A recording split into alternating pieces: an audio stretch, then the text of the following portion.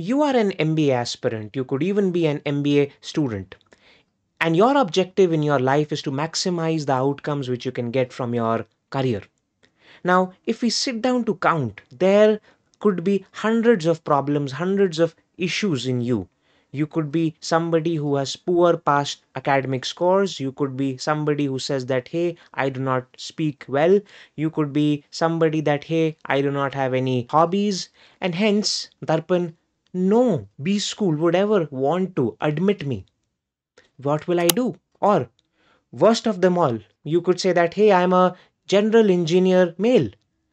So there could be hundreds of such reasons because of which you might think that, hey, there is a problem. I might not be able to get the things which I want in my life. However, my objective behind creating this video in this final week to your cat is to remind you, is to give you this information that will not stop you from doing anything. I am somebody who was just like you, who is like you. I have had all sorts of these issues. I have had poor past academic scores. I've not had any extra curricular activities and a lot of other things which I'll be speaking to you about. In fact, I've had one more thing, one more extra special issue which has hindered me all through my life. In this video, I will be speaking to you straight face to face about you should not feel that you will fail, and let me remind you that you are an underdog who's out there to succeed. Hi, I'm Darpan Saxena, an MBA graduate from IIM Udaipur, and let's get on with the video. If I were to quickly give you an idea about who I am, I am somebody who to start off with has poor past academic scores. My class 10th percentage is 80.2%. My class 12th percentage is 81.8%. I am from that last CBSE batch which had percentages. After me, all of the students have CGPAs. From there, I went on to do engineering, and I could not crack any good engineering college as well. I went to what a lot of you would say is a very average or even a below average engineering college called Amity University. Even there, my undergraduation percentage was only 65%. Now, with all of these three numbers in perspective, you can easily say that I've had very average or below average past academic scores. Further from there, as you know, I become a general engineer male, a GEM candidate, and hence for me to qualify to any good B school is a very difficult, slim chance. Further from there, all through my schooling life, I have been completely shy, I've been completely reserved, I've not had any extra curricular activities as well. So basically, if you were to look at my profile when I was appearing for my MBA admission interviews, except for my work experience, my 2 year work experience, I had a very average or even a below average resume. And while I'm saying all of this, I know that a lot of you have the same or similar kind of profiles, and the problem which you are facing or the problem which you are experiencing right now is that, okay, while I'm all set for CAT, while I might crack the exam really well, what will happen? Which B school will give me an admission? I want to raise your ambitions with this video. My objective is to raise your ambitions. There's one more thing which you should know about me. There is one more important thing which you should know about me. Even if you forget everything else which I said to you about me, then there is this one thing which you must not forget about me, which is in fact even more important than all of these things. And this one thing is that since my childhood, I actually stammer while I speak. I have a speech problem even till now, which means that when I'm speaking, I'm not very fluent. And especially when I was a MBA aspirant, when I was an MBA aspirant in 2015, this problem was worse. This problem was so bad back then was that while I had calls from all the B schools, all the best dream B schools for a lot of you, when I was an MBA aspirant, these were the kind of calls which I had. I had calls from XLRI Jamshedpur, which was back then the only XLRI campus. I had it from MDI Gurgaon, from IIFT, from IIM Shillong, IIM Udaipur, and all the other IIMs except for ABC LKI. This was the thing. I had good 12 to 15 calls with me, and some of them are the most aspirational ones which a lot of students want to have. However, the bigger problem with me was that while I knew that okay, I will be able to clear my exam, I will be able to clear the CAT or the ZAT or the IFT and score a great percentile, my speech problem was so bad that whenever I used to go to my B school interviews, instead of speaking out my answers just the way I am speaking out to you right now, I used to scribble my answers on A4 sheet. So if you just imagine this, suppose I am at my XLRI Jamshedpur interview, instead of speaking out my answers to them properly, I used to seek their permission to scribble down my answers and then try to show them the answers. And when I used to ask them for that thing, that, sir, will you please allow me to speak? Even that one statement used to be full of stammer. It was that bad for me. Further from there, obviously, it was not a good effort. It was not a very good impact which I used to have in any of my interviews. In fact, so much so, I must say this over here, and and in fact, I've created a separate video on this also.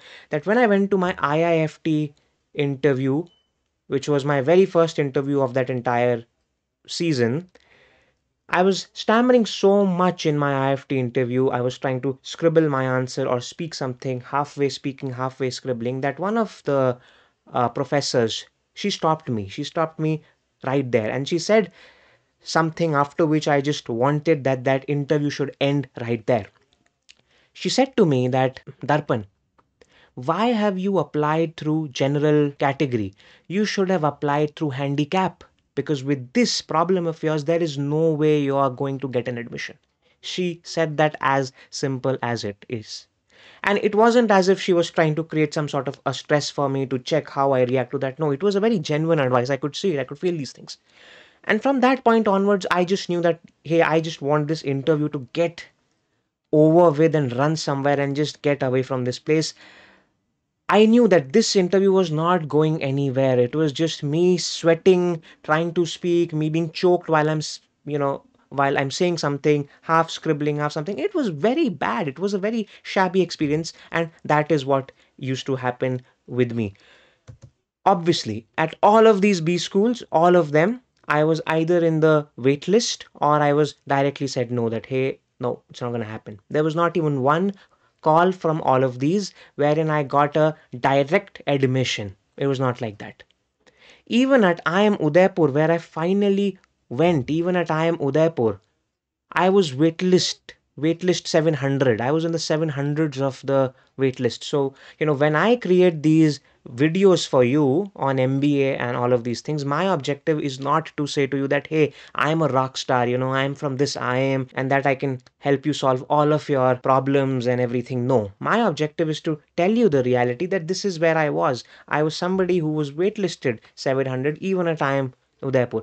Finally, somehow, in the final week when the classes were just about to start, I got my final admission from IIM Udaipur and I just ran with it. Apart from that, I also had a few other options. I had some 5 6 other options, those kind of IIMs itself. From them I chose only IIM Udaipur, and that was it. Now even at IIM U, it was not so simple. My stammering problem was so much that even in the classroom I always used to remain quiet. You can speak to any of my batchmates of that year and they would know this, that I never spoke in the class. I had a problem, I had a speech problem, that even when I was asked to speak, I would take forever to complete one statement. It was so bad.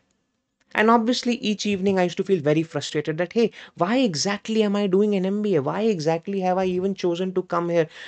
Why did I even choose this kind of life wherein each week I'm frustrated, each week I'm feeling that, each week I'm feeling as if I am a failure. And then obviously the natural question in my head was that, how will I even find a placement?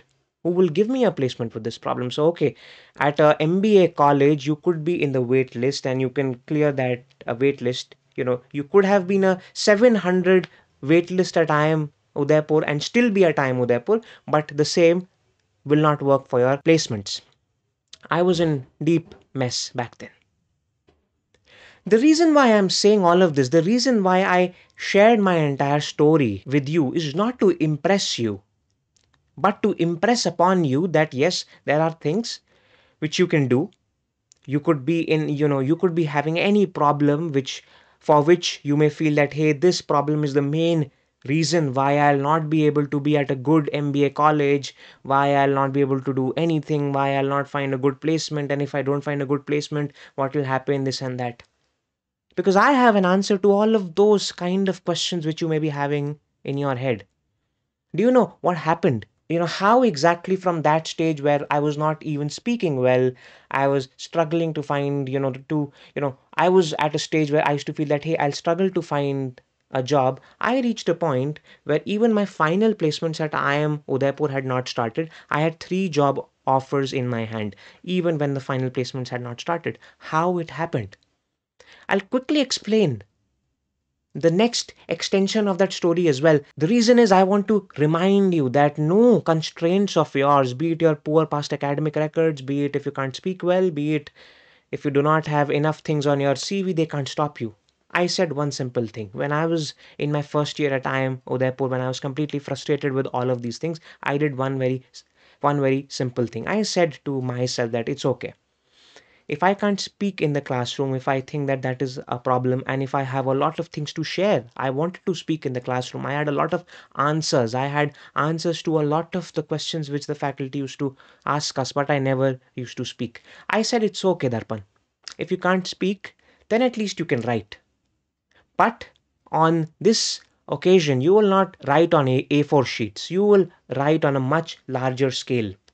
And therefore, I decided that okay, I'll start off a blog of my own. I will start off a blog, a online property wherein I can, wherein I can write and where the world can read it. That was the starting of Super Heuristics, my own blog. So here is exactly the blog which I started, Super Heuristics.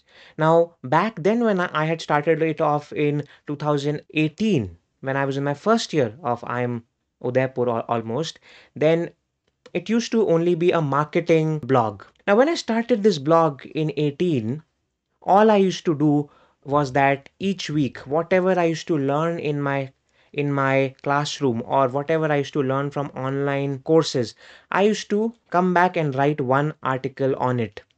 And I used to ensure that each week, at least I'm uploading one original long form article on my blog each week. How it helped me is that then all of my skills, all of the skills which I wanted to acquire, so say suppose if I wanted to acquire the skill of SEO, search engine optimization, I used to actually practically apply that skill onto my blog and learn it faster. So while all of my friends were still only doing online programs, that okay, just because we've completed an online course, we think that okay, we've completed and we've completely acquired that skill. No, not only I used to do an online course on the skills which I wanted to acquire, I used to also apply them onto my blog. So now suddenly my blog was like my marketing experiments lab. If I had to learn the skill of SEO, I used to apply it onto my blog. If I had to learn the skill of Facebook ads, I used to just come back and apply it onto my blog. That is how my skills grew. As my SEO got improved, my articles, they started to appear on the first page of the search engine. So whenever somebody used to search for something in my field, my articles, they used to show up. How that helped me is that soon enough, I started to have freelancing offers from around the world. Entrepreneurs from around the world, the US, the UK, they want to work with bright Indian MBA students. And when they used to see that, hey, I'm creating articles on one thing which is probably in their field, and that my articles rank on the first page, they used to approach me to help them with the same thing. So soon enough, I used to have freelancing assignments on SEO. I used to have freelancing assignments on creating marketing strategy and all of those things. And from those freelancing assignments, even just when I was an MBA student, I used to earn in US dollars. Eventually, after half an year or so, some of those freelancing assignments or that traction which I had through my SEO and through my articles, it got converted into proper job offers for my MBA. From my MBA, I had 3 standing job offers that I can join any one of those 3 after my MBA, and that is exactly what I did. I chose one of them after that. So what I want to remind you of that is that I was at a stage wherein I had no idea how will I find a job, to a stage where even when my placements had not started, I had 3 job offers, and now it was my choice whether I want to still try out at my placements or no. And I chose one of those offers which I had. The even more interesting thing, which is not very important, however, it is since it can inspire you, is that while I had started to work in that job, my blog had started to earn, and very soon my blog earnings had reached a sizable amount. And then I realized that, hey, if I can earn so much from my blog, then why is it that I'm stressing out on this job itself? And then after working in that job for about a year, I could even leave that job.